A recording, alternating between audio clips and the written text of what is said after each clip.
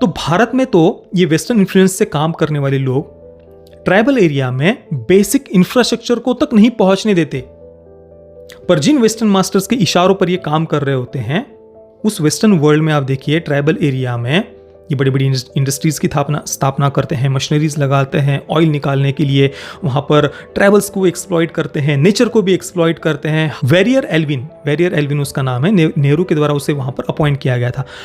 अब इसने क्या किया, ये एक ब्रिटिश मिशनरी था और इसने क्या किया, वहां पर मिशनरीज को तो खुली छूट दी ही, पर वहां पर कभी इंफ्रास्ट्रक्चर डेवलपमेंट के प्रोजेक्ट्स को पहुंचने नहीं दिया, विकास ना पहुंचने दो ट्राइबल्स की संस्कृति बचाने के नाम पर दूसरी तरफ मिशनरियों को खुली छूट दे दो। मतलब इनका लॉजिक देखिए, मिशनरीज जो कन्वर्ट करते हैं उससे ट्राइबल्स की संस्कृति खतरे में नहीं आती, पर बेसिक इंफ्रास्ट्रक्चर डेवलपमेंट के प्रोजेक्ट्स, उससे ट्राइबल्स की संस्कृति खतरे में आ जाती है। ये जो वेस्टर्न वर्ल्ड है, ये अपने देशों में ट्राइबल्स को कितना एक्सप्लॉइट करते हैं, नेचर को कितना एक्सप्लॉइट करते हैं, ट्राइबल्स की संस्कृति को किस प्रकार से ये नष्ट करते हैं, उनकी हत्या करते हैं, और फिर यही लोग दूसरे देशों को डेवलपमेंट से दूर रखने के लिए उन देशों में कम्युनिस्ट हो, वामपंथी हो, अर्बन नक्सल्स हो, कई सारे एनजीओज वगैरह, मिशनरीज वगैरह उनको फंड करते हैं।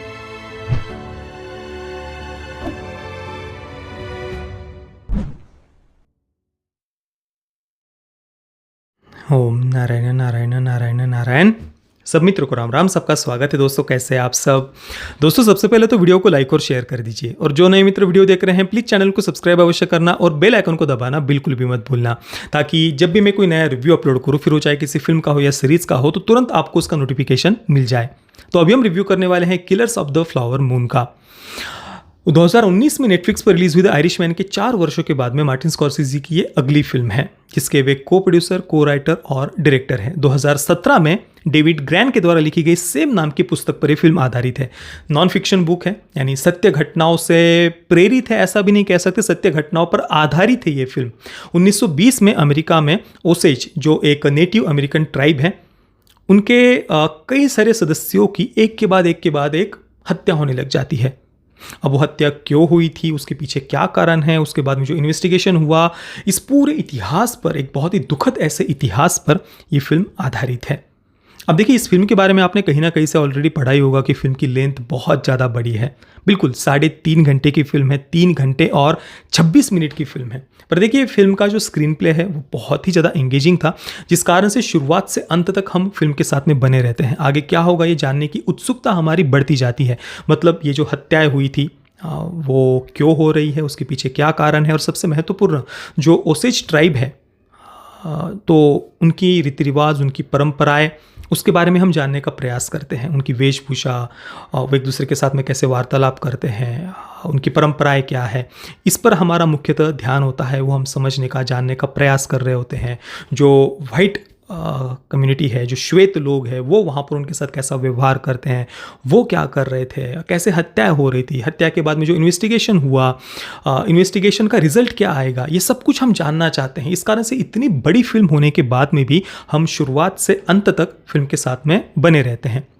अब देखिए, ये मुझे अलग से बताने की आवश्यकता नहीं है कि फिल्म टेक्निकली बहुत वेल मेड है, एक्सट्रीमली वेल मेड है, परफॉर्मेंसेस सभी के बढ़िया थे, स्क्रीन प्ले एंगेजिंग था, सिनेमेटोग्राफी बहुत बढ़िया है, कॉस्ट्यूम और मेकअप पर बहुत बारीकी से काम किया गया है। अब ये मतलब क्या ये आपने ऑलरेडी कहीं ना कहीं से पढ़ा ही होगा, और मार्टिन स्कॉर्सेज़ी इतने बड़े फिल्म मेकर की फिल्म है, काफ़ी लंबे समय से वे इस पर काम कर रहे थे, तो ऑब्वियसली ये सब तो होना ही था। तो ये बातें मैं आपको दोबारा से बताऊं तो उससे ना आपके कुछ ज्ञान में बढ़ोतरी होगी और ना ही आपको कुछ अलग से जानने को मिलेगा। मैं यहाँ पर जिस बात पर फोकस करना चाहता हूँ वो है इसकी कहानी। उससे हमें बहुत कुछ पता चलता है, अमेरिका के इतिहास के बारे में, हॉलीवुड के बारे में, अमेरिकन फिल्म इंडस्ट्री के बारे में, वहाँ पर कौन से नैरेटिव का कब्जा है, और उसके विरुद्ध बॉलीवुड में भारत के जो फिल्म मेकर्स होते हैं, बॉलीवुड ही नहीं, अलग अलग जो फिल्म इंडस्ट्रीज़ है, वहाँ के फिल्म मेकर्स किस प्रकार से क्या नैरेटिव प्रस्तुत करते हैं विश्व के सामने, हॉलीवुड आज तक हमें क्या बताता आया था। ऐसी बहुत सारी बातें इस एक फिल्म के माध्यम से, इसकी कहानी के माध्यम से, इस इतिहास के माध्यम से हमें पता चलती है। हाँ, पर उससे पहले एक परफॉर्मेंस पर मैं विशेषतः यहाँ पर फोकस करना चाहूँगा। देखिए, लियोनार्डो डिकैप्रियो, रॉबर्ट डिनेरो, इनका तो परफॉर्मेंस ऑब्वियसली बढ़िया था ही, पर सबसे ज़्यादा जिस परफॉर्मेंस ने मुझे प्रभावित किया वो था लिली ग्रैंडसन का, जिन्होंने मॉली, जो एक ओसेज महिला है, उनका भूमिका उन्होंने निभाई है। भाई मतलब बहुत ही ज़्यादा बढ़िया परफॉर्मेंस था। और जब पहली बार हम मौली को स्क्रीन पर देखते हैं ना, ओसेज ट्राइब की पारंपरिक वेशभूषा में, तो एकदम से अंदर से एक बात निकलती कि भाई इसको कहते हैं असली सुंदरता। बहुत ही ज़्यादा सुंदर वे फिल्में लग रही थी। और उसके बाद में भी जब वे बीमार भी होती है, जो अब उसके पीछे क्या कारण है क्या नहीं वो आप फिल्म में देखना, पर सच में परफॉर्मेंस बहुत बढ़िया था। तो ये चलिए परफॉर्मेंस ये एक मुझे बताना था इसलिए मैंने बता दिया। अब आते हैं इसकी कहानी के ऊपर। देखिए 1920 के दशक में अमेरिका के ओक्लाहोमा में ओसेज ट्राइब की अपनी एक भूमि है, एक क्षेत्र है, जहाँ पर एक के बाद एक ओसेज कम्युनिटी के सदस्यों की मृत्यु होने लग जाती है, मिस्टीरियसली डेथ होने लग जाती है, जिनके बारे में बाद में पता चलता है कि ये सारी हत्याएं थी। अब वो हत्या किसने की थी, उसके पीछे क्या कारण था, और उस बाद में जो इन्वेस्टिगेशन भी होता है, उस इन्वेस्टिगेशन का रिजल्ट भी आ चुका है। आरोपियों को ऑब्वियसली सज़ा भी मिल चुकी है। आजीवन कारावास की सज़ा मिली थी जो मुख्य आरोपी थे उन्हें, हालांकि बाद में उनको पैरोल दी गई थी। तो ये सब कुछ इतिहास में ऑलरेडी हो चुका है, 1920 के दशक में ही ये सब कुछ हो चुका है। पर दुख की बात आप देखिए यहाँ पर दोस्तों कि अमेरिका के सिनेमा के इतिहास में इतने सारे वर्ष हो गए इस घटना को, लगभग 100 वर्ष पूरे हो गए हैं, उससे भी अधिक समय हो गया। उस केस का रिजल्ट आकर भी उससे अधिक समय हो गया, परंतु पहली बार उस विषय पर कोई फिल्म बनी है। हालांकि ये फिल्म भी कोई मेन स्ट्रीम मसाला फिल्म ने एक मतलब एक आर्ट हाउस फिल्म की तरह ही इसको उन्होंने बनाया है, और साथ में किसी बहुत बड़े प्रोडक्शन हाउस ने इसको डिस्ट्रीब्यूट भी नहीं किया है। एप्पल प्लस के द्वारा, एप्पल ओरिजिनल फिल्म्स के द्वारा इसको अमेरिका में डिस्ट्रीब्यूट किया गया है, और जो इसका आईमैक्स वर्जन है उसे पैरामाउंट पिक्चर्स ने डिस्ट्रीब्यूट किया है। कहने का तात्पर्य यह है कि इतनी दुखद घटना है ये, ओसेज ट्राइब, उनके साथ में जो अन्याय हुआ वो भी श्वेत लोगों के द्वारा, गोरे लोग, वाइट जो कम्युनिटी है उनके द्वारा। पर इतने वर्षों के बाद में इस पर कोई पहली बार इस पर फिल्म बनी है। कहीं पर दूर दूर तक किसी फिल्म में थोड़ा सा उल्लेख किया गया हो इसका, ये भी नहीं है, ये भी नहीं, पहली बार इस पर कोई फिल्म बनी है। और इस फिल्म में एक और जेनोसाइड का उल्लेख किया गया है जिसे तुलसा रेस राइट कहा जाता है, तुलसा मैसेकर भी कहा जाता है, जो उसी समय हुआ था 1920 के दशक में ही। जो वहाँ के जो गोरे लोग हैं, वाइट सुप्रीमसिस्ट जिनको कह सकते हैं, जो भी है, उनके द्वारा ब्लैक कम्युनिटी के लोगों का नरसंहार किया गया था। सैकड़ों नहीं हजारों लोग वहाँ पर जख्मी हुए थे, और अनगिनत लोगों की वहाँ पर, अश्वेत लोगों की, कृष्णवर्णीय लोगों की मृत्यु वहाँ पर हुई थी। उस पर भी आज तक कोई फिल्म नहीं बनी है। हाँ, कहीं पर इक्का दुक्का छोटी सी फिल्म में कोई एक छोटा सा उल्लेख केवल किया गया है, जैसे कि इस फिल्म में भी एक थोड़ा सा उल्लेख उन्होंने एक सीन में किया है, पर उस पर भी अभी तक कोई मेन स्ट्रीम ऐसी फिल्म नहीं बनी है हॉलीवुड में, अमेरिका के सिनेमा के इतिहास में। अब मैं आपको ये क्यों बता रहा हूँ, अब देखिए ये जो ओसेज समाज के लोगों की ये जो भूमि है, वहाँ पर आज से काफ़ी लंबे समय पहले तेल मिला था। अब तेल मिलने के कारण स्वाभाविक सी बात है, ये जो कम्युनिटी है वो बहुत अमीर हो गई थी। ओसेज ट्राइबल्स, ये जो जनजातीय समूह हम इनको कह सकते हैं, उन्हें इंडियंस कहकर इस पूरी फिल्म में बार बार उल्लेख किया गया है। इंडिजिनियस कम्युनिटी है, इस कारण से इंडियंस उन्हें कहा गया है। और इसके बारे में तो हमने हमारे चैनल पर कई बार चर्चा की हुई है कि जो नेटिव अमेरिकन्स हैं, इंडिजिनियस कम्युनिटीज़ वहाँ की, कोलंबस के द्वारा, उसके बाद में स्पेनिश इंक्विजिशन के द्वारा, इंक्विजिशन का अर्थ होता है रोमन कैथोलिक चर्च के द्वारा बनाया गया एक ऐसा संगठन जो ऐसे लोगों को खोजता है जो चर्च की मान्यताओं में विश्वास नहीं रखते, और उनको खोज कर उन्हें दंडित किया जाता है, जिंदा जलाया जाता है हेरेटिक्स कहकर, और जिंदा जलाने की प्रक्रिया को ऑटो दा फ कहा जाता है। तो कोलंबस और बाद में स्पेनिश इंक्विजिशन के द्वारा करोड़ों नेटिव अमेरिकन्स की हत्या की गई है। तो पास्ट में, भूतकाल में तो नेटिव अमेरिकन्स पर, जो अलग अलग ट्राइब्स थे वहाँ पर, जनजातीय समूह थे, उन पर तो अन्याय, अत्याचार, हत्या, लूट, बलात्कार उनके साथ में हुए ही है। पर अभी भी आधुनिक समय में भी वो हमेशा अमेरिका में, वेस्टर्न वर्ल्ड में अन्याय और अत्याचार के ही शिकार रहे हैं, जो इस फिल्म के माध्यम से भी हमें पता चलता है। और दुख की बात आप देखिए दोस्तों कि नैरेटिव का वॉर आप देखिए, अमेरिकन फिल्म इंडस्ट्री कहिए, वेस्टर्न वर्ल्ड कहिए, वो इन बातों को कभी भी विश्व के सामने उन्होंने आज तक तो नहीं आने दिया गया था। अभी तो ये पहली एक फिल्म केवल बनी है इतने वर्षों के बाद में। अब ये जो ओसेज ट्राइब है, उनकी जो भूमि है, वहाँ पर तेल मिलने के बाद में वे अमीर हो जाते हैं, पर वहाँ का लॉ देखिए क्या कहता है। वहाँ के लॉ के अनुसार वे इस ट्राइब को इनकॉम्पिटेंट मानते हैं, अक्षम मानते हैं, अयोग्य मानते हैं।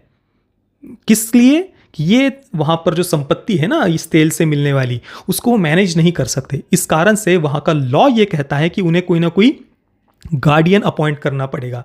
जो ओसेज कम्युनिटी के जो मेंबर्स हैं इस ट्राइब के, उनके धन को वो मैनेज करेगा। अब जो वहाँ के मिनरल्स से, ज़मीन से मिलने वाले जो खनिज है, या जो ऑयल निकालने के लिए जो मशीनरीज वगैरह लगानी है, उसके लिए ज़मीन जो लीज पर दी जाती है, तो उसमें से रेवेन्यू शेयर उनको मिलता था। लीज का जो रेवेन्यू है उसका कुछ शेयर इस ट्राइब को, उस ट्राइब को मिलता था। परंतु पैसे मैनेज करने के लिए कोई गार्डियन रखना पड़ता था, जो ऑब्वियसली कोई वाइट बंदा ही होता था। तो जो रॉबर्ट डिनीरो का कैरेक्टर है, विलियम किंग हिल उसका नाम है, जो डिप्यूटी शेरिफ था वहाँ का, और उसने एक बहुत अच्छा संबंध सबके साथ में बना करके रखा था। इस ट्राइब के सबके साथ में मित्रता से रहता था, उनकी भाषा में बात करता था, उन्हें समय समय पर गिफ्ट्स देता था, मदद करता था, तो सबको वो अपना अपना सा लगता था। और फिर इसका भतीजा या भांजा लियोनार्डो डिकैप्रियो ने कैरेक्टर प्ले किया है, अर्नेस्ट बर्कहार्ट इसका नाम है। रियल नाम यूज़ किए हैं, जो ओरिजिनल केस में भी जो नाम है वो रियल नाम फिल्म में भी उन्होंने उपयोग किए हैं। तो अर्नेस्ट बर्कहार्ट वहाँ पर वर्ल्ड वॉर 1 के बाद में वहाँ पर आता है, सेना से निकलने के बाद, और फिर अंकल के साथ में मिलकर वो ये जो ओसेज ट्राइब के लोग हैं उनके साथ में वो षड्यंत्र करने लगते हैं। उनकी हत्याओं में वो भी सम्मिलित हो जाता है। जो विलियम किंग हेल है वो पहले से ही ये करते ही आ रहा था, उस टाइप के लोगों की हत्या करके उनकी संपत्ति को हड़पना, यही विलियम किंग हेल कर रहा था। और इसमें वो अभी अपने भतीजा या भांजा जो भी था वो उसे भी अपने साथ में ले लेता है।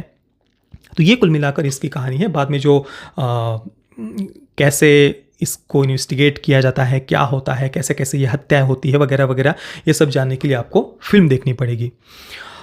पर देखिए, एक ट्राइबल एरिया जहाँ पर नेचर को कह सकते हैं ना, नेचर को एक्सप्लॉइट किया जा रहा है, इतनी बड़ी बड़ी मशीनरीज लगाई जा रही है तेल को निकालने के लिए, इंडस्ट्रियल डेवलपमेंट हो रहा है ट्राइबल एरिया में, और वहाँ का जो बहुसंख्यक समाज है, गोरे लोग, वो वहाँ पर आकर संपत्ति को एक्सप्लॉइट कर रहे हैं, नेचर को एक्सप्लॉइट कर रहे हैं, वहाँ के जो ट्राइबल से उनकी हत्या कर रहे हैं, उनके धन को तो वो ठीक से उन तक पहुँचने नहीं दे रहे, उसको भी हड़प ले रहे हैं बहुसंख्यक समाज गोरे। सोचिए, भारत में अगर इससे मिलती जुलती कोई थोड़ा सा भी ऐसा कुछ हुआ होता ना, तो अभी तक कितनी फिल्में बन जाती। हालांकि भारत में कभी भी ऐसा कुछ हुआ नहीं है, परंतु फिर भी आज भी आप देख लीजिए, भारत में 10-20 नहीं, 50 नहीं, सैकड़ों ऐसी फिल्में बन चुकी है जो इसी से मिलती जुलती झूठी कहानियां वो दिखाते हैं। बराबर ना, मैं कुछ कपोल कल्पित बात तो नहीं बता रहा ना। मतलब कुछ भी, कहीं पर भी इनको कुछ भेड़िया भी बनाना हो तो सरकार किसी उद्योगपति के साथ में ट्राइबल एरिया में इंफ्रास्ट्रक्चर डेवलपमेंट करने जा रही, तो भेड़िया वहाँ पर एक मतलब किसी नक्सली की तरह, कोई कम्युनिस्ट की तरह उस इंफ्रास्ट्रक्चर डेवलपमेंट का विरोध करने के लिए खड़ा हो जाता है।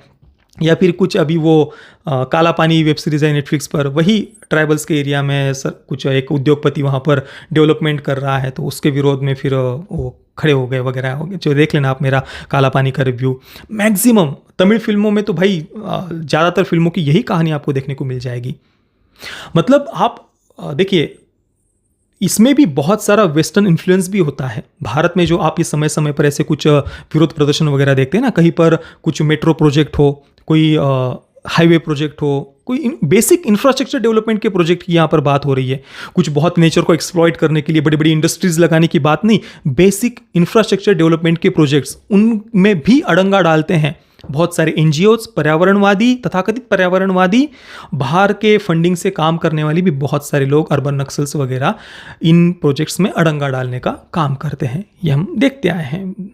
हालांकि वही लोग फिर दशहरे पर 4-4 करोड़ की लैम्बोर्गिनी हेरेकन लेकर के फिर वो पर्यावरण की रक्षा करते हैं, शायद, जो भी है, पर ये होता है इसी प्रकार से हम देखते हैं। तो भारत में तो ये वेस्टर्न इन्फ्लुएंस से काम करने वाले लोग ट्राइबल एरिया में बेसिक इंफ्रास्ट्रक्चर को तक नहीं पहुंचने देते, पर जिन वेस्टर्न मास्टर्स के इशारों पर ये काम कर रहे होते हैं, उस वेस्टर्न वर्ल्ड में आप देखिए, ट्राइबल एरिया में ये बड़ी बड़ी इंडस्ट्रीज की स्थापना करते हैं, मशीनरीज लगाते हैं ऑयल निकालने के लिए, वहाँ पर ट्राइबल्स को एक्सप्लॉइट करते हैं, नेचर को भी एक्सप्लॉइट करते हैं, हर प्रकार से उनकी रीति रिवाज और परंपराओं को भी नष्ट करते हैं, कन्वर्जन कर करके मिशनरीज के माध्यम से। मतलब रीति रिवाज और परंपराओं को भी नष्ट करना है, ट्रैवल्स को भी एक्सप्लॉइट करना है, उनकी हत्याएं भी करनी है, नेचर को भी एक्सप्लॉइट करना है। ये सब कुछ वेस्टर्न वर्ल्ड करता है अपने अपने देशों में, अमेरिका हो या अन्य जो यूरोपियन कंट्रीज वगैरह, ये होता है। पर यही लोग जो अफ्रीकन कंट्रीज़ हो, एशियन कंट्रीज़ हो या भारत में कई सारे ऐसी ताकतों को फंड करते हैं, कम्युनिस्टों को, अर्बन नक्सल्स को, तथाकथित पर्यावरणवादियों को, कई सारे एनजीओज को, जो बेसिक इंफ्रास्ट्रक्चर डेवलपमेंट के प्रोजेक्ट्स को तक ट्राइबल एरिया में नहीं पहुंचने देते।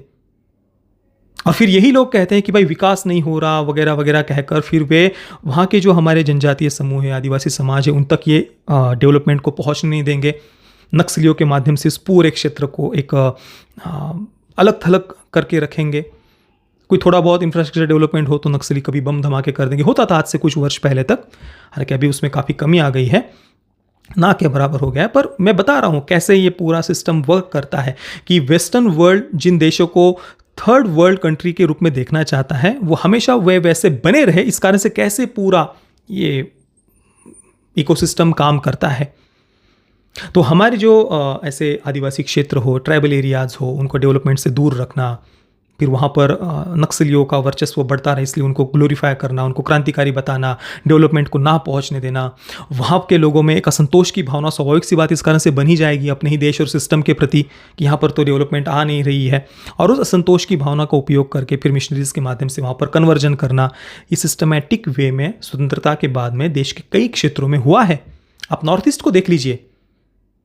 नॉर्थ ईस्ट में जो एक नेहरू के द्वारा वहाँ पर जो ट्राइबल अफेयर का जो एक एडवाइज़र अपॉइंट किया गया था, नॉर्थ ईस्ट का ट्राइबल अफेयर एडवाइज़र कौन था? वो वेरियर एल्विन उसका नाम है। नेहरू के द्वारा उसे वहाँ पर अपॉइंट किया गया था।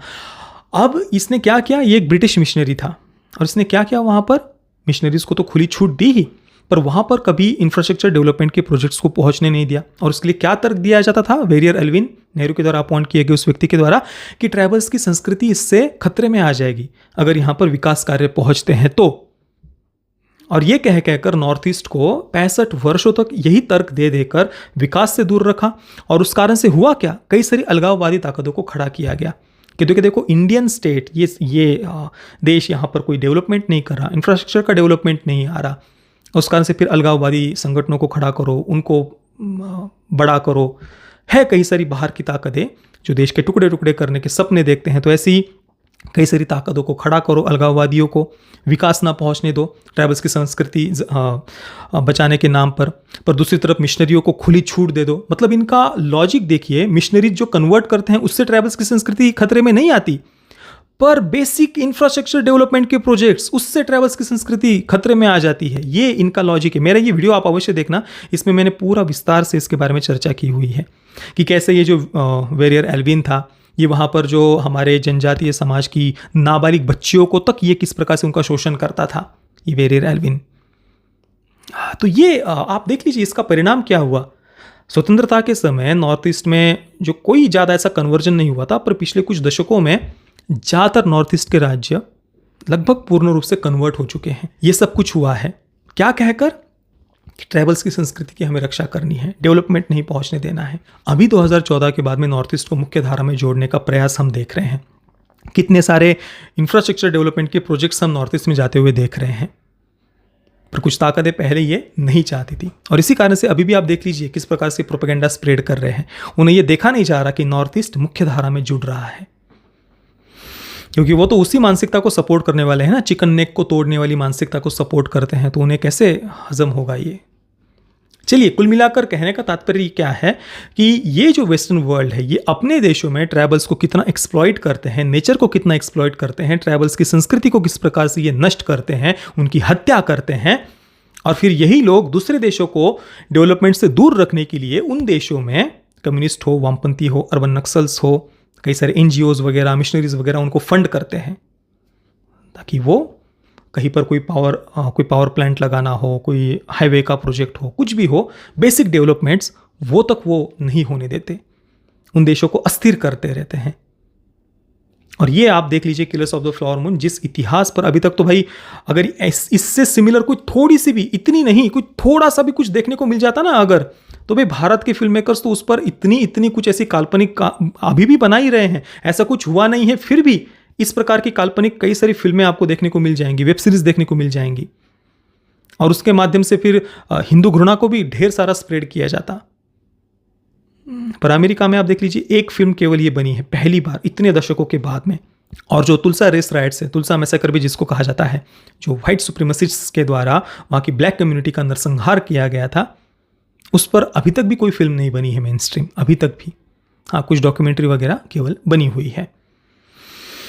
चलिए, ये फिल्म देखने के बाद में ये सब कुछ विचार मेरे मन में आए, जो मुझे लगा कि आप सब मित्रों के साथ में इन्हें शेयर करना आवश्यक है कि ये जो नैरेटिव का वॉर है वो कैसे खेलता है वेस्ट, अपनी फिल्म इंडस्ट्री के माध्यम से वो कैसी फिल्में बनाते आए, अपने आप को किसी सुपर पावर के रूप में वो प्रोजेक्ट करते आए, और दूसरी तरफ भारत के फिल्म मेकर्स ने विश्व के सामने, जबकि भारत जो 1000 वर्षों से इन्हीं विदेशी आक्रांताओं के अत्याचारों का शिकार रहा है, इसी वेस्टर्न वर्ल्ड के षड्यंत्रों का शिकार रहा है, पर भारत के फिल्म मेकर्स ने हमारे ही मन में आत्मग्लानि की भावना भरी, जबकि हमारा जो कल्चर है वो भी विश्व की एक प्राचीन सभ्यता है जिसे नष्ट करने का प्रयास यही विदेशी ताकतें कर रही है। पर हमारे देश के फिल्म मेकर्स ने उन्हीं विदेशी ताकतों को, विदेशी आक्रांताओं को ग्लोरीफाई किया और हमारे मन में हमारे ही कल्चर के प्रति एक हीन भावना भरी, आत्मग्लानि की भावना भरी, और भारत को ही एक अत्याचारी देश के रूप में, भाई भारत से ज़्यादा पिछड़ा हुआ, रिग्रेसिव, ऑर्थोडॉक्स या घटिया तो ऐसा कुछ हो ही नहीं सकता।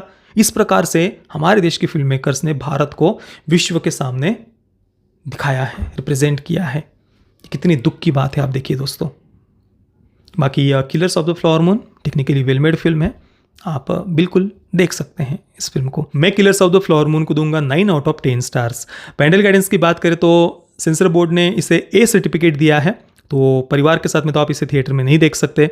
बाकी फिल्म में कुछ रोमांटिक सीन्स हैं जिनमें कोई न्यूडिटी नहीं है, और स्ट्रॉन्ग लैंग्वेज वगैरह है फिल्म में, तो इस कारण से इसे ए सर्टिफिकेट दिया गया है।